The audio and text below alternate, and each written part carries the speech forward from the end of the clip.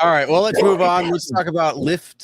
Lyft gaining ground on Uber, according to some analysts.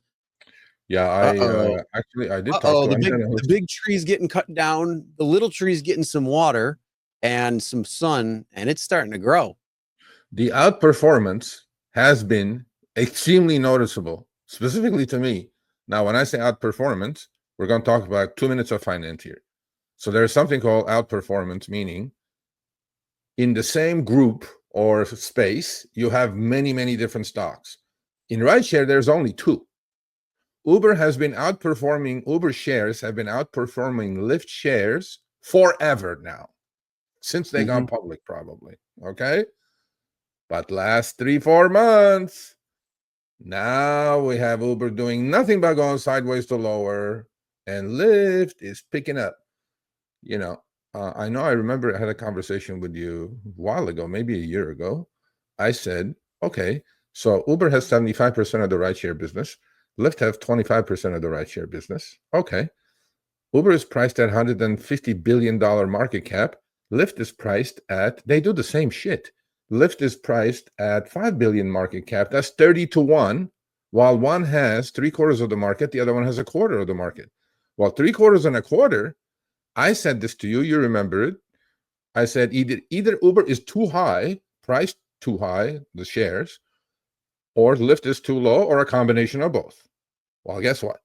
That's what's happening now a little bit. In fact, I did talk to an analyst last week, and not this guy, but yeah. So this is not financial advice. This is not investing advice. None of it.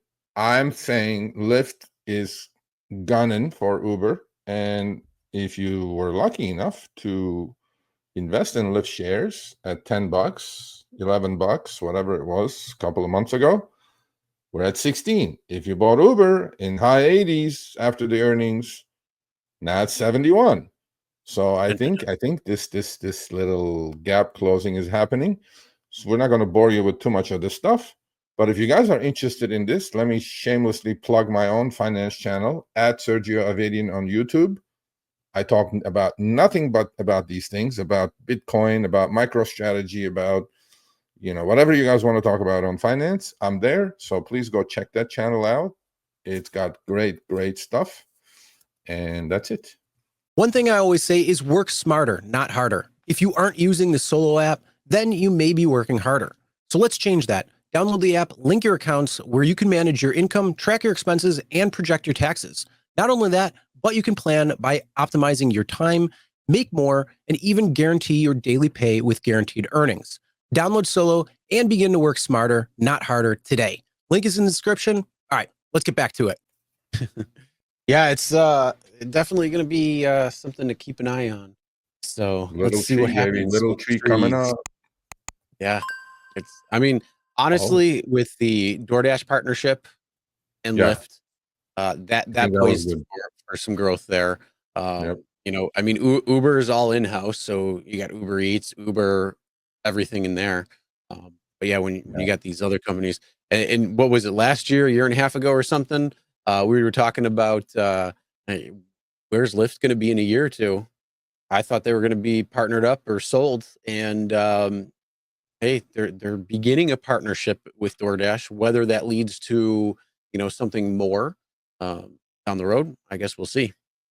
Yeah, and Lyft is actually doing better than Uber in Canada. So if you guys look at it, so Lyft is not global, obviously. Uber is a global conglomerate, but that doesn't mean that it's a good thing to be global, by the way, especially in rideshare and delivery. It's a headache. Like they got kicked out of China, they got kicked out of India, all that good shit, right?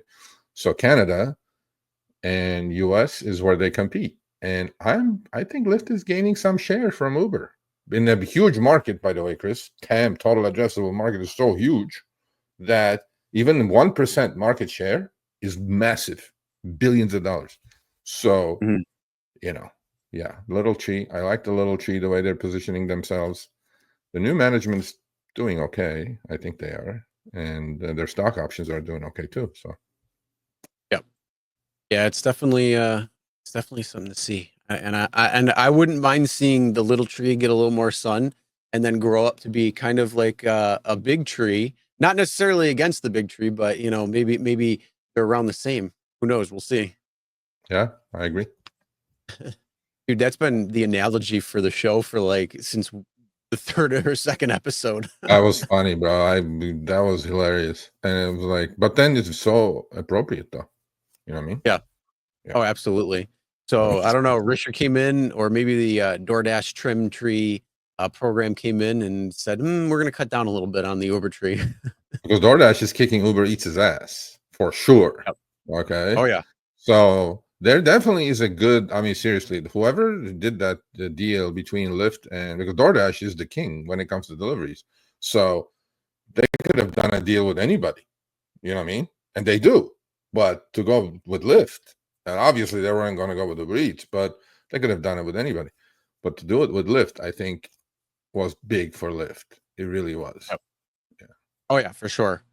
All right, thanks for watching. That short little clip was from our live stream, Show Me the Money Club with Sergio and myself, Tuesdays, 6 p.m. Eastern, 3 p.m. Pacific. Make sure you subscribe, turn on all notifications so you'll be notified when we go live, as well as all of our awesome content.